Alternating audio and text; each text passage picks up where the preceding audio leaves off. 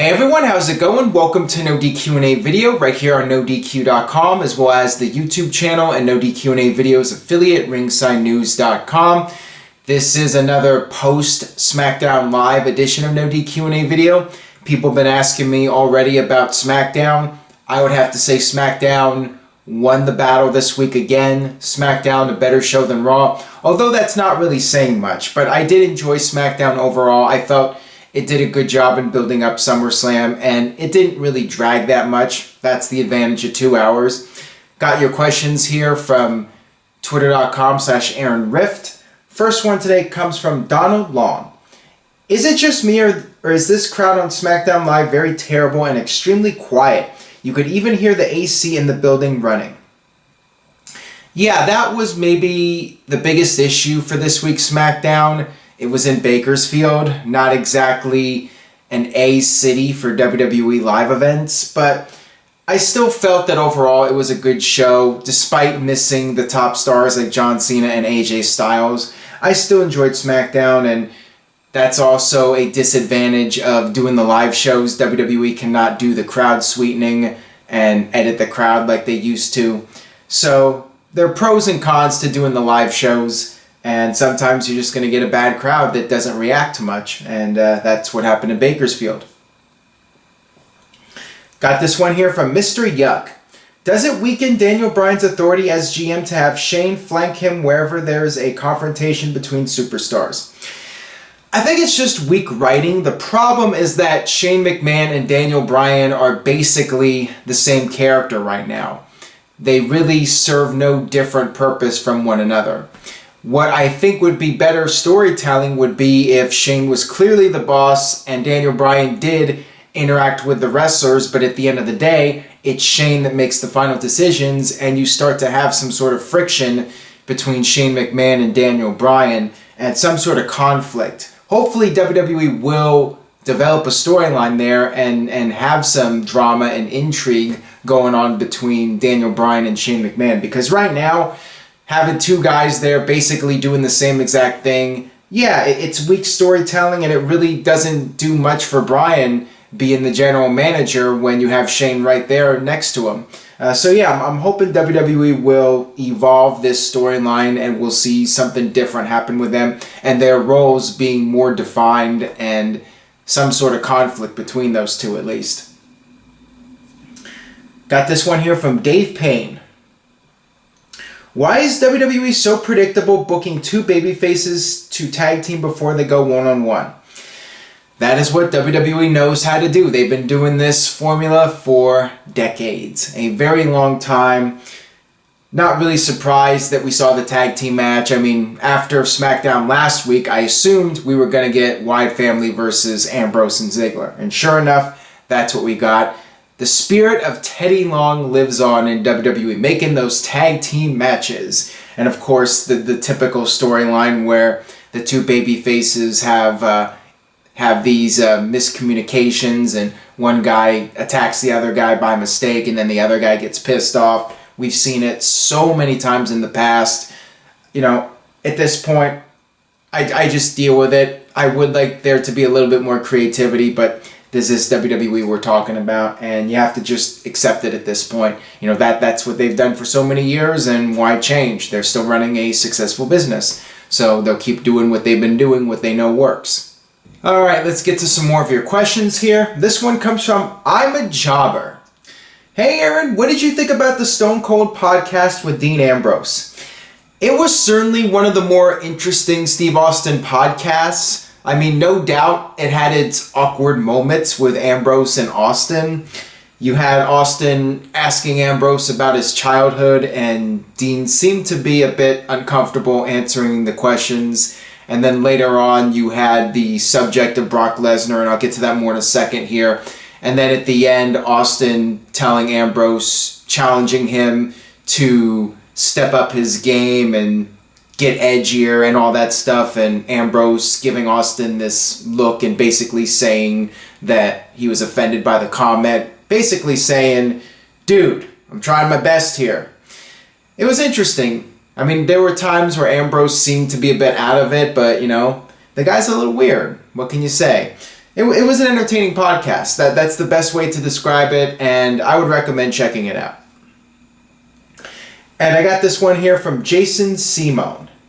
What did you think about what Ambrose said about his and Lesnar's WrestleMania match? Seems heat there, maybe. That was interesting. I know a lot of people were unhappy with that WrestleMania match. A lot of people felt it was disappointing, and his comments definitely make sense. I could see Ambrose pitching ideas and Lesnar just wanting to go out there and take Ambrose to Suplex City. I mean, the whole match was not really done to benefit Dean Ambrose. It was more of a showcase for Brock Lesnar. They even had the screen with the number of suplexes. It was the Brock Lesnar show. It was what it was. And Ambrose was probably trying to come up with something to make it more of a back and forth fight and something for his character to have a better showing in that match. I mean, going in, nobody expected Ambrose to win.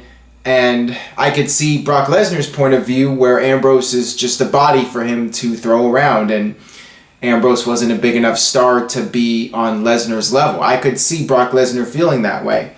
So yeah, that was very disappointing, and it sucks that Ambrose couldn't have gotten in more offense. Maybe they could have done a crazier brawl. There's so many things they could have done with that match, and they didn't do. It was WrestleMania, and if you're going to put Ambrose in there with Lesnar, you might as well go all out and make it as intense and violent as possible, and they didn't do it. Got this one here from SmartMark99. Which match should close SummerSlam this year in your opinion? Me versus the Cat. No, seriously, I think it's too early to say. I would need to see next week's television with Raw and SmackDown before making a final decision. I'll tell you right now, as I'm recording this video, I would say Finn Balor versus Seth Rollins for the WWE Universal Championship. I just think that match has the potential to be the best match on the show, and it's Finn Balor's first big match on the main roster. That should be an awesome match. Both guys are going to be very hungry and wanting to tear the house down, and you have the new championship up for grabs. The thing about Ambrose and Ziggler is I just haven't cared that much about Ziggler. Now, maybe with another couple of strong weeks of television, or one more strong week of television, what am I saying here? With one more week, maybe that match could go on last. But at this point, I think I would have to go with Balor versus Rollins. Orton versus Lesnar, I mean, that is more or less the main event for this show. I think that's the match that is going to draw in the most people to SummerSlam, people that aren't already subscribers to the network, people that are on the fence about watching WWE. That is the match that will draw those people in. But I think for your diehard WWE fans, I think Rollins versus Balor is the match people are looking forward to the most, and it's for the WWE Universal Championship, so that's the match I think would be the best fit for the main event at this time. But my opinion may change next week after the next Raw and SmackDown episodes. This one comes from Carl Johnson. Wasn't that nosebreak a storyline finish, and isn't Rollins known for being super protective and impactful looking? You're talking about last year when Rollins kneed Cena in the nose and broke it, and Bret Hart has been very critical about that, saying Rollins did not do enough to protect Cena. That's why this whole story is out there again. It wasn't a storyline. If you saw pictures of John Cena's nose, it wasn't a storyline. His nose was all crooked as hell. It was bad. So yeah, that was just a freak accident. And freak accidents happen. Look what happened with Bret's brother Owen Hart and Steve Austin at SummerSlam. Accidents happen. Even the best workers, the safest workers, can still have accidents. You know, nothing is ever 100% safe. That's just the nature of what these guys do for a living. So you cannot really blame Seth Rollins for what happened. And you know, the thing with Sting, I know Bret Hart mentioned that as well. I blame that more on WWE. Perhaps somebody should have said maybe it's not a good idea to powerbomb a 50-year-old man into the corner. Maybe Sting felt he was fine doing it, and you know, maybe Sting just went in there and did too much. I mean, that's the thing about Sting. He went out there and wanted to hang with the younger guys. So you cannot really blame Seth Rollins for it. Again, it's two people in the ring, and both guys are going all out trying to have the best match possible, and sometimes freak accidents happen. This one comes from Nutty Rock Chick. Do you feel that fans judge things too quickly? Surely judging the draft on 2 shows is like judging a movie 5 minutes in. Well, I think that's directed at me because I was the one that was really critical about last week's Raw. I was actually less critical about this week, but the thing is, I saw a pattern. I've been watching WWE for so many years now. I tend to see what direction they're going in very quickly. And sometimes they do change course, but not often. I mean, WWE is a creature of habit. They've been doing what works for them for decades, and they have their way of doing things. And unless there are some drastic changes, what normally happens on television, I watch it and I can see where they're going with it, and I know how it's going to play out. And with this brand extension, maybe I'm wrong. Maybe in a couple of weeks after SummerSlam, there's going to be no interaction between Raw and SmackDown, and we'll actually have a full-fledged brand extension with separation of brands. But right now, I mean, with ratings continuing to drop, and that's the thing. If last week's show was so good and people got on my case for criticizing the show, look at the ratings this week. Under 3 million viewers again. And people can make all the excuses in the world, the Olympics, less people watching television, yada, yada, yada. But I said it before, pro wrestling is not hot right now. It is not something that draws your non-wrestling fans. You have very few casual fans at this point. It's mainly your die-hard fans that are watching these days. And, with the draft, I feel that I'm justified in judging it because I think that, first impressions mean a lot. Some people say first impressions are everything, but I think when it comes to the draft, it was really important right off the bat to take this seriously.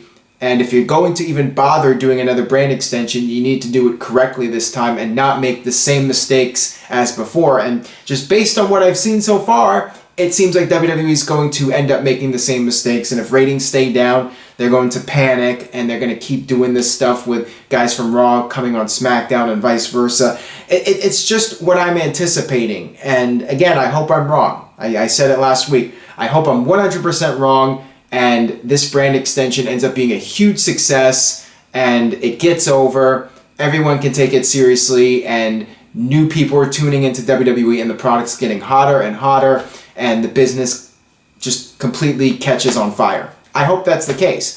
I'm just not anticipating it. So, yeah, maybe I am quick to judge, but that's just the way I am. And as far as the other fans go, other people that judge, that's up to them and how they feel about the product. And if they want to judge quickly, whatever. They can do what they want.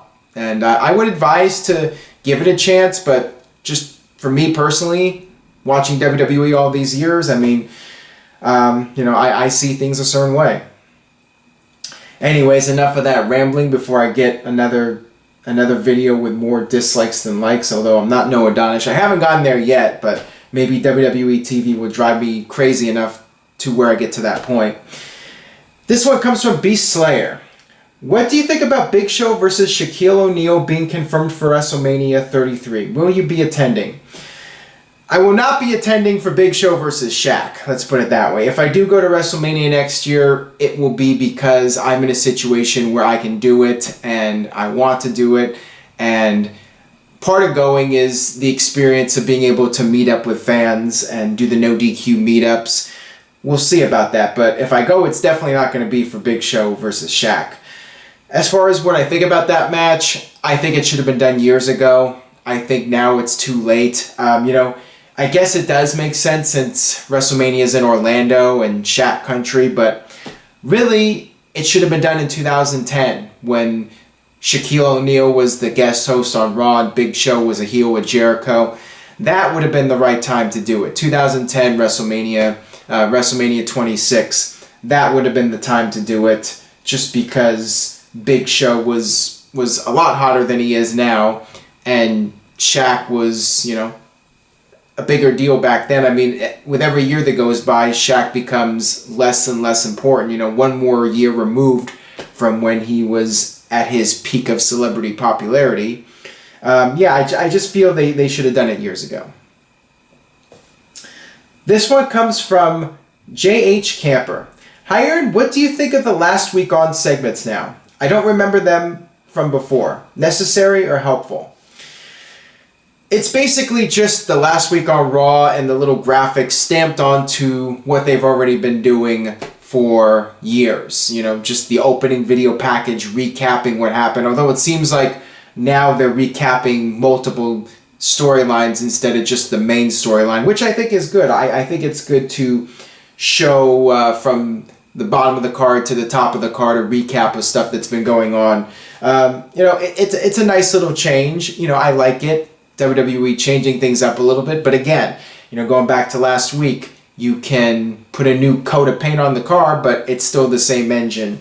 And making these little changes, it's all nice and it's good to do it, but it's not solving the overall problem of the WWE product just being stale and a lack of intriguing storylines and intriguing characters, and Raw and SmackDown being must-see television shows, you know, like they used to be 15, 20 years ago. You could not miss Raw or SmackDown. Now, you miss a show, it's no big deal. You can just go on YouTube and watch the clips and tune into the pay-per-views, and you're really missing nothing. This one comes from Andrew. You think this partnering of Owens and Jericho is just a one-time thing, or do you think this could be a long-term partnering? Would not surprise me if it goes on for a while. Jericho. I like it. I think the two of them have chemistry together, and it gives both of them something to do rather than get lost in the shuffle, which I feared for Kevin Owens. And with Jericho, you know, he'll always have a spot because he's a legend. I like it. I like the idea of them being a team. I know some people say that it's just rehashing what Jericho did in the past, you know, Jer's show with the Big Show and Jericho teaming up with Edge and The Miz and all these different people.